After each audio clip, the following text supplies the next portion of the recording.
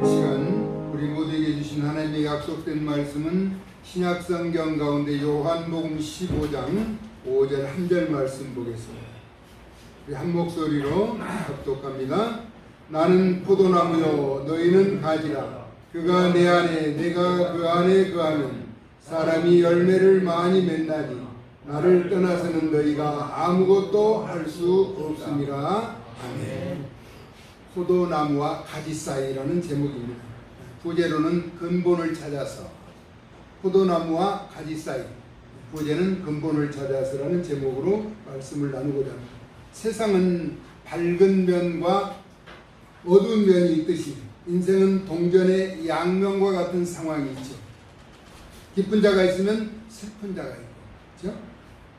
행복자가 있으면 불행한 자도 있어서 칼의 양면과 같은 것이죠.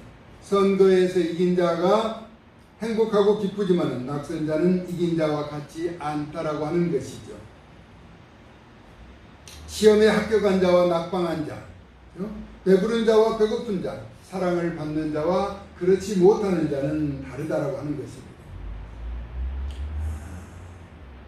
비인부전, 부재승덕이라는 말이 있습니다. 사람의 됨됨이에 문제가 있는 자에게 높은 벼슬이나 재능을 주지 말아야 한다라고 하는 것이죠.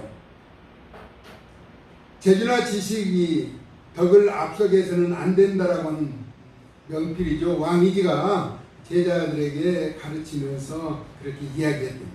벼슬이나 재능을 함부로 전수하지 말아 달라는 것이죠.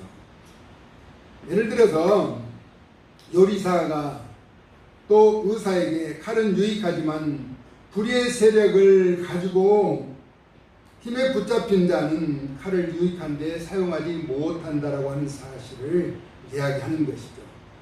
한의사로 있었던 유이태라고 하는 사람, 유이태가 한의학자로서 아주 경망이 있었던 사람인데 아들 유도지, 그러니까 아버지가 한의학의 명문이 있으니까 아들 유도지와 허준을 이제 가르쳤어요. 문화생으로 가르쳐서 이제 과거 급제를 이제 보러 두 사람이 올라가는데 하루는 주막에 머물게 되죠. 주막에 머물게 되는데 그때 급한 환자가 와서 고쳐달라는 것이죠. 근데 유도지는 이제 과거를 앞두고 있기 때문에 거절했어요. 근데 허준이는 그를 치료해줬어요. 그러자 그 소문이 동네에 나서 아픈 환자들이 다 몰려오는 거예요. 너나도 치료해달라는데 허준은 과거 시험을 보러 가야 하는데 유도지는 떠났는데 그 환자들을 보느라고 과거 시험에 늦게 간 거예요. 그래서 시험을 치르지 못하고 유도지는 이제 먼저 가서 시험을 봐서 과거에 급제해서 돌아오는 거예요. 이 사실을 나중에 아는 아버지 유이태가 분명 재능이나 인격이 갖춰지지 않았음에도 불구하고 자신의 아들이기 때문에 공부를 하도록 했더니 결과적으로는 자신이 선택이 옳지 못했다. 앞서 이야기한 것처럼 명필 왕이지가 얘기했던 것처럼 인격이 성숙하지 못하고 갖춰지지 않는 사람에게 재능이나 벼슬을 주는 것은 옳지 않다라고 하는 사실을 자기가 위반했다라고 후회했다는 그런 이야기가 있어요. 사실 허준이는 우리가 잘 아는 것처럼 명의로 알려져 있잖아요. 그 사람은 내가 과거 시험을 지금 못 보는 불이익을 당하더라도 환자를 고쳐야 한다는 그 의사의 본분을 저버리지 않았다라고 하는 것이죠. 다시 말하면 준비되지 않은 인생을 가진 자가 어떠한 직업을 가질 때 위험할 것인가? 제대로 인성이 갖춰지지 않는 자가 국가 권력에 종사하거나 국회의원이라고 하는 그런 게 법을 만드는 자리에 있는 사람은 아주 조심해야 한다는 것이죠. 그리고 또 판검사와 같이 자신의 권력을 가지고 권한을 가지고 재판할 수 있다는 것. 사람을 심판할 수 있는 위치에 있을 때 도덕이 잘못되고 심성이 제대로 갖춰지지 않는 사람이 그런 권력을 가졌을 때는 불이한 재판을 낳을 수가 있다는 것이죠. 군인도 마찬가지입니다. 막강한 군사력을 가지고 있는 군이 잘못된 야망을 품고 있을 때 쿠데타를 비롯한 잘못된 방향으로 나갈 수 있다는 것이죠. 또한 기자들도 마찬가지. 자기가 보는 관점에 맞추어서 보도를 하게 되면 사실을 왜곡해서 보도할 수도 있다고 하는 것이죠. 여러분, 그래서 기자들이 하는 이야기 가운데 일기예보와 스포츠 뉴스 외에는 다 믿지 말라라고 하는 거예요. 왜냐하면 자기가 보는 관점에서 그대로 보도할 수 있는 그런 경향이 있다는 것이죠. 그리고 인격이 갖춰지지 않는 사람, 준비되지 않는 사람이 이제 목회를 한다든가 이런 종교 지도자의 자리에 있을 때 아주 많은 사람들에게 불이익을 줄 수 있다라고 하는 거죠. 그 이유에 대해서는 이제 조금 이따 설명을 하고, 나무가 잘 자라려면 무엇이 중요할까 하는 것이죠. 제가 근본을 찾아서라고 말씀을 드렸는데, 뿌리가 잘 박혀야 바람에 흔들리지 않는다라고 하는 것입니다. 뿌리가 잘못 뻗으면 겉모습은 화려해도 결국 열매는 썩고 나무는 병들게 된다는 것입니다. 우리 신앙도 마찬가지입니다. 심령의 뿌리가 바르지 않으면 비뚤어지고 병들게 된다라고 하는 것입니다. 본문의 말씀은 우리가 어디에 뿌리를 두고 살아야 하는지를 가르쳐 주는 것이죠. 예수님께서 자신을 참 포도나무라고 말씀하셨습니다. 물론 아버지는 농부라고 하셨지만은 우리들은 가지라고 하셨습니다. 참 포도나무에 가지가 붙어 있어야 열매를 맺을 수 있다라고 하는 것입니다. 우리 생명은 포도나무가 되신 예수님께 붙어 있을 때만 유지가 된다라고 하는 것입니다. 주님 안에 거하면 생명이 흐르고 귀중한 열매를 맺게 된다는 것이죠. 그러나 주님을 떠나면 아무것도 할 수 없고 결국 마른 나무처럼 버려진다라고 하는 것입니다. 즉 신앙의 근본은 주님과 연결이 되어야 한다는 것입니다. 어느 농부가 정석된 나무를 심고 가꾸었습니다. 시간이 지난 후 나무는 겉으로는 무성해 보였지만 열매가 시원찮은 것이죠. 그리고 가지들은 서로 얽히며 상처만 내고 있었다라고 하는 것입니다. 이유는 무엇인가 하니까 뿌리가 곱게 내려가지 못하고 옆으로만 비틀어져 뻗어 있었기 때문이라는 것입니다. 이것은 바로 이단의 모습을 나타내주고 있는 것이죠. 겉으로는 화려해 보이고 신앙의 모양을 하고 있지만은 뿌리가 예수님께 깊이 내려가 있지 않아서 열매가 병들고 가지가 상하게 된다는 것입니다. 그렇다면 내 뿌리는 어디에 내려져 있는가 한번 점검해 볼 필요가 있다는 것입니다. 세상의 욕심인가요? 아니면 예수 그리스도의 말씀인가요? 뿌리가 잘못되면 반드시 흔들리고 무너지게 되어 있습니다. 똑같은 재료와 형태의 집을 지었지만은 비가 많이 내렸을 때 쉽게 무너지는 집이 있고 그렇지 않는 집이 있었는데 그 이유가 무엇인가 했더니 기초공사가 잘못됐다고 하는 것입니다. 똑같은 재료, 똑같은 설계 모양으로 집을 지었어요. 하물며 겉에 있는 색깔까지도 같이 똑같은 집을 지었는데 한 집은 비가 많이 와서 금방 무너져 버렸어요. 우선 편편하니까 집을 짓는 데만 열중을 했죠. 그런데 한 사람은 기초를 튼튼히 파고 견고하게 가졌어요. 아파트 공사하는 데를 보니까 물이 내려가는데 4번, 5번 공사를 계속하는데 요즘에는 또 수로를 더 넓히고 이미 포장된 곳을 다시 뜯어서 하고 다시 다지는 거예요. 그게 땅을 다지는 소리가 계속 나는 거예요. 왜냐하면은 이미 공사를 마친 곳에 다시 이제 그 일부분만 절개해가지고 하기 때문에 그쪽이 잘 다져지지 않으면은 또 무너지기 때문에 계속해서 다지는데 그러면 아파트 소음이 계속 들려오지만은 그래도 견고하게 짓는 것이기 때문에 충분히 감내할 수 있었다라고 합니다. 쉽게 지으면은 지금은 빨리 공사를 마무리할 수 있겠지만은 나중에 부작용이 일어나게 된다라고 하는 것이죠. 우리 신앙의 기초도 마찬가지입니다. 그래서 2대, 3대가 복을 받는다는 것은 할아버지 때, 할머니 때 열심히 신앙생활하고 아버지 때 신앙생활하면은 그 자손들이 신앙의 뿌리를 견고하게 내려서 어떠한 상황에도 흔들리지 않는 것처럼. 그래서 다 그런 건 아니지만은 당대에도 복을 받고 잘된 사람이 많아요. 그런데 목회도 2대, 3대에 가는 사람들이 더 안정적으로 잘 하고 있는 것은 그동안 뿌려진 씨앗, 기도, 열매가 나타나는 현상이라고 말할 수 있습니다. 그렇다면 내 신앙의 가지는 어디를 향하고 있는가 하는 것입니다. 신앙의 가지. 주님의 빛을 향해 곱게 뻗어가고 있는가 하는 것입니다.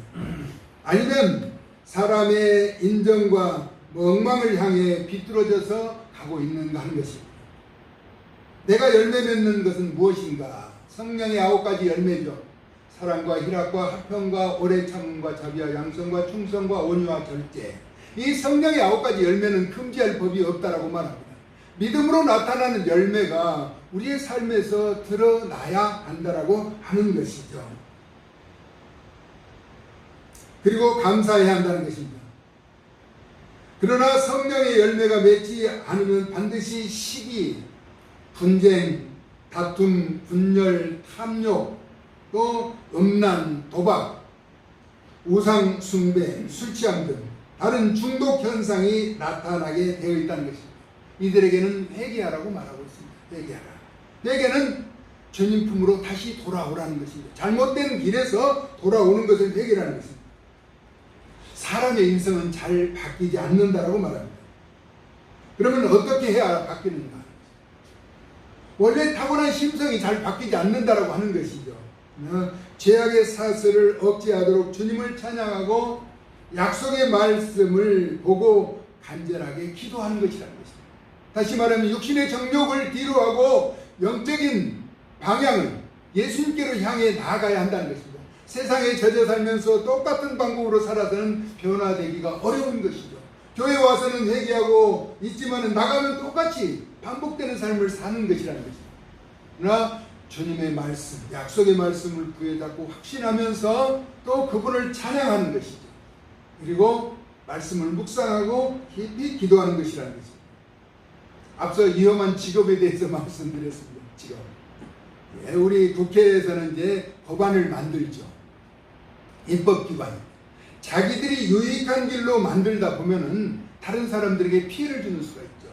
우리나라 정보기관, 국가정보기관이 처음에 만들어질 때 그 만든 사람이 붙잡혀갔다는 이제 읍스개 이야기가 있잖아요.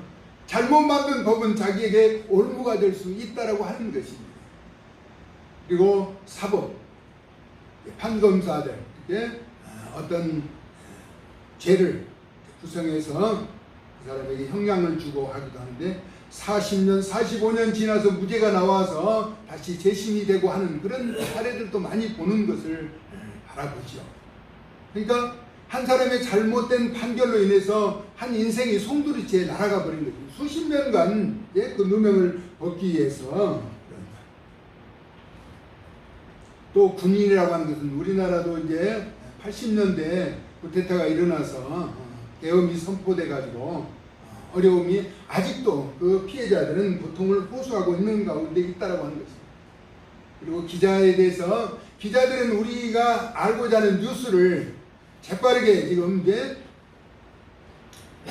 세계 곳곳에 있는 뉴스들을 이제 타전에 오므로써 우리가 안방에서도 텔레비전을 통해서 보고 알고 있죠. 그런데 잘못된 뉴스가 전해지는 경우도 있다라고 하는 것입니다. 사실인 것처럼 포장되어서 전해지게 된다는 것.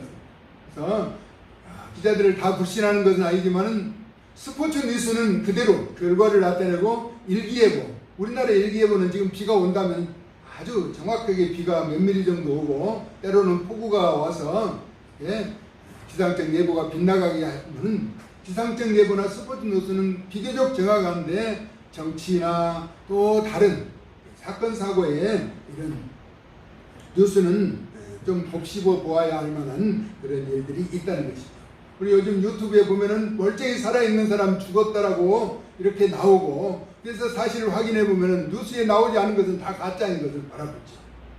누가 또 이혼했다, 또 붙잡혀갔다, 이것은 거의 가짜 뉴스가 너무나 많은 거예요. 그런 것은 우리가 언론을 불신하게 된다는 것이죠. 그리고 마지막으로 종교 지도자에 대해서 말씀을 드렸습니다. 정치는 자기들의 유익한 법을 만들고 판검사는 식견에 오른 대로 판단한다는 것입니다. 때로는 사사로운 정에 이끌려 유전무죄, 무전유죄가 되기도 하고 군인은 막강한 권력으로 제압하여 찬탈하고 기자는 국민의 눈과 귀를 막는 보도를 한다는 것입니다. 그러나 종교 지도자는 교리적인 문제로 자기를 우상화하고 이단 사슬의 영혼을 망치게 한다는 것입니다. 앞서 다른 사람들은 우리가 육신을 입었을 때 이 세상이 끝나지만은 종교 지도자들의 잘못된 인도와 방향은 죽은 이후에도 영혼을 망치게 된다라고 하는 것이에요. 우리는 경각심을 가져야 한다라고 하는 것입니다. 우리는 그래서 늘 깨어서 하나님의 말씀에 비추어 옳지 않는 이야기는 긍정할 수 없어야 한다라고 하는 것입니다. 그렇다면 내 가지는 어디를 향해 있는가? 주님의 빛을 향해 곧게 뻗고 있는가? 아니면 사람의 인정과 욕망을 향해 비뚤어져서 자라가고 있는가 하는 것입니다. 세상의 지위와 권력과 돈을 위해서 달려가고 있는가? 세계와 금이 다 여호와의 것이라고 말씀합니다. 하나님의 마음에 합한 자는 하나님의 어떠한 방법으로도 의롭게 주의 백성들을 이끌어 가신다는 것입니다. 왜냐하면 세계와 금이 다 여호와의 것이라고 말합니다. 세계 만물이 여호와 하나님의 것인데 하나님의 마음에 든 자에게 주시지 않겠느냐 한 것입니다. 하나님을 부정하는 자는 어리석다라고 말하죠. 눈이 있어도 보지 못하고 귀가 있어도 듣지 못하고 손발이 있어도 깨닫지 못하기 때문이죠. 집을 지은 사람이 있듯이 만물을 지으신 주인이 있다는 겁니다. 유행가 가사에 잡초라고 하는 노래는 발이 있으면은 김 찾아갈 텐데 손이라도 있으면 김 부를 텐데 나는 아무것도 가진 게 없다라고 하는 비유를 이야기하는데, 만물은 창조하신 여호와 하나님은 우리의 모든 생각을 아시고 우리의 나아갈 방향을 미리 알고 계신다는 것입니다. 그래서 합당한 자들을 만나게 하시고 붙여주시고 이끌어 가시기 때문에 주님께 붙어 있는 자들은 많은 열매를 맺고 승리와 성공자의 삶을 살아갈 수가 있게 되는 것입니다. 결론입니다. 사랑하는 여러분, 신앙은 겉모습이 아니라고 하는 것입니다. 근본 곧 뿌리가 어디에 내려져 있는가가 중요한 것입니다. 참 포도나무이신 예수님께 깊이 뿌리를 낼 때 우리의 가지는 건강하게 자라고 반드시 좋은 열매를 맺게 되어 있는 것입니다. 예수님 자체가 참 포도나무이기 때문에 거기에 붙어 있으면 열매를 맺을 수밖에 없는 것이라는 것이죠. 오늘 우리는 말씀을 통해 우리의 뿌리가, 가지가 다시금 주님께로 바로 서서 하나님께 기쁨이 되는 열매를 맺는 풍성한 저와 여러분의 삶이 될 수 있기를 예수님의 존귀하신 이름으로 축복합니다. 네. 우리를 방해할 자는 아무도 없어요. 전에는 교회 다니는 사람 핍박도 하고 그러잖아요. 요즘은 자기 의지만 있으면 열심히 다닐 수 있는 얼마나 좋은 조건과 환경이라는 것이죠. 누가 기도한다고 뭐라고 하는 사람 없고 찬양 부른다고 찾아와서 멱살 잡은 사람 없잖아요.